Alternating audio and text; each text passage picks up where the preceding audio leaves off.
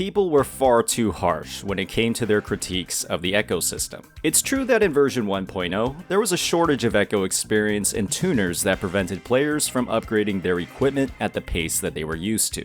Early on in the game's release, this scarcity painted the narrative that equipment took a long time to farm in Wuthering Waves. Nearly 2 months in, and with a massive amount of echo experience and tuners given out through events across 1.1, this is not the case.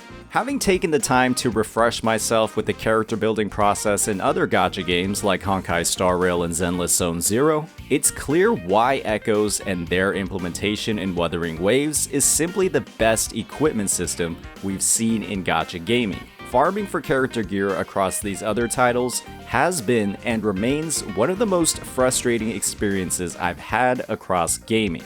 Today we'll be discussing why this is the case, breaking down how mechanics like farming, RNG, and limited resources impact the gearing system across gacha games, and why Wuthering Waves' implementation of equipment and progression is something that respects your time and investment more than other games. All of the top gacha games rely on an equipment system filled with several layers of RNG before a player ends up with a fully upgraded piece. All of these games function with a set system, where equipping multiple pieces from the same set provides a powerful bonus. Missing out on this bonus severely affects the performance of a character. Building towards an optimal set means that your first encounter with RNG already has 3 layers. Is your equipment on the right set? Is it in the right slot? And is it on the right main stat? Oftentimes, this first check can immediately disqualify many pieces of equipment across all the games. Many pieces are straight up unusable, like getting electric damage bonus on your ice set. In Hoyoverse games, these duds also require a time-gated resource to farm. In these games, you're limited to how much you can farm every day, and ultimately, you have a high chance of acquiring something unupgradable, something that's offset, or multiple copies of equipment that fit in the same slot. You can go days, if not weeks, or months to completely gear a character with all of their bonuses. And as you get closer to completing a full set, the experience only becomes worse and worse as you farm. Wuthering Waves, on the other hand, streamlines how players acquire equipment. With echoes dropped from overworld monsters or through tacit fields with their time-gated resource, players have far more freedom in how they farm equipment, with a simplified experience through tacit fields or a focused one through overworld farming. You choose the pace that you go at, and you are rewarded for investing more time by having a larger pool of echoes.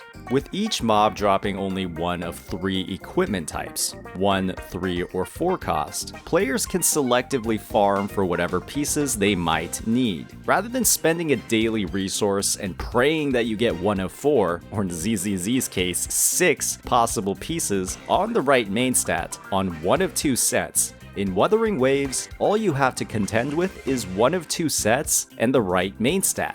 For some pieces of equipment, like the 4 costs, you don't even have to worry about offset pieces. What this means is that the effort that you put into farming is far less likely to produce unusable garbage. While Wuthering Waves has a range of main stats on every single piece, unlike other games, these ranges are very limited for some, with only 3 possible main stats for 1 costs, 6 possible main stats for 4 costs, and the most RNG on the 3 costs, with 10 possible.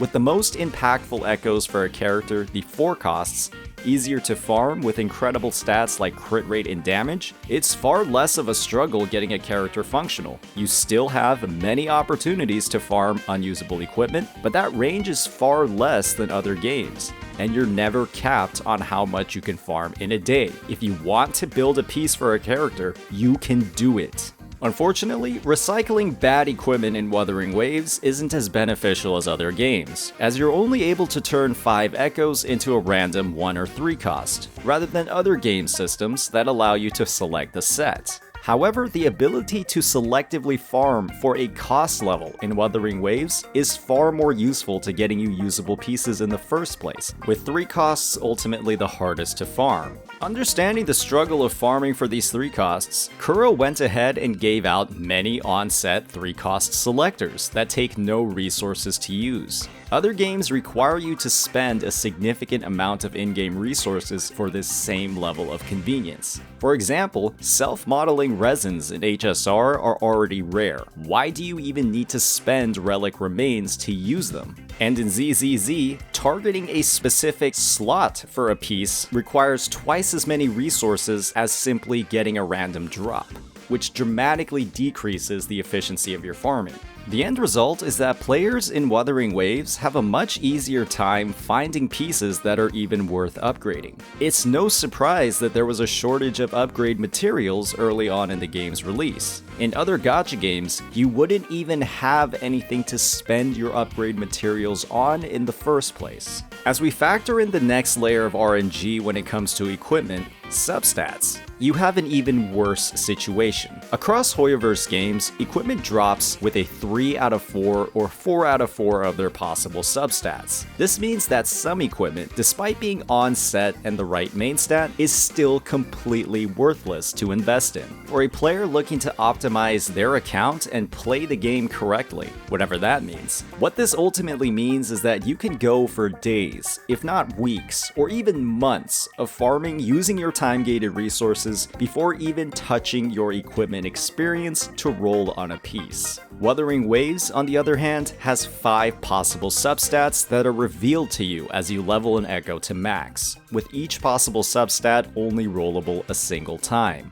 Many cite the unknown nature of substats as a disadvantage in the system. Your first few upgrades can look good, and then you can get hit with nasty substats at the end. It can seem like there's more layers of RNG here. What the system does is it actually makes gearing a lot easier. Optimal pieces across other gacha games require you to first farm a piece with great substats, and then only roll for those great substats multiple times. Your first few rolls in these games can also look great, and then end in the same kind of disaster. In Wuthering Waves, if you're able to roll great substats like crit rate, crit damage, and attack, you don't need to roll them again. A god roll in Wuthering Waves can have the same critical stats as a less optimal piece, with only a few offensive stats missing. The incremental bonus from insane substat rolls aren't as high or as impactful, but are still bonuses that most invested players can keep grinding for. This means that getting a functional set of echoes to tackle endgame content takes far less time than it would take in other games. Great results feel far more achievable across the entire player base. The ceiling for echoes and their substats is effectively lower in Wuthering Waves. Overall, the gearing system in Wuthering Waves has a unique set of pros and cons, but in my eyes, the pros heavily outweigh the cons. The ability to selectively farm whatever pieces you need at no cost makes farming for a character an absolutely blissful experience compared to many other gacha games. Spending an entire day's worth of time-gated resources and receiving nothing usable is one of the worst experiences in the genre, and that simply cannot happen in a game like Wuthering Waves. Hopefully this overview was helpful in highlighting just how player-friendly the ecosystem is and why gearing in other gacha games can feel painful in comparison. If you enjoyed this content, don't forget to like and subscribe. Peace out.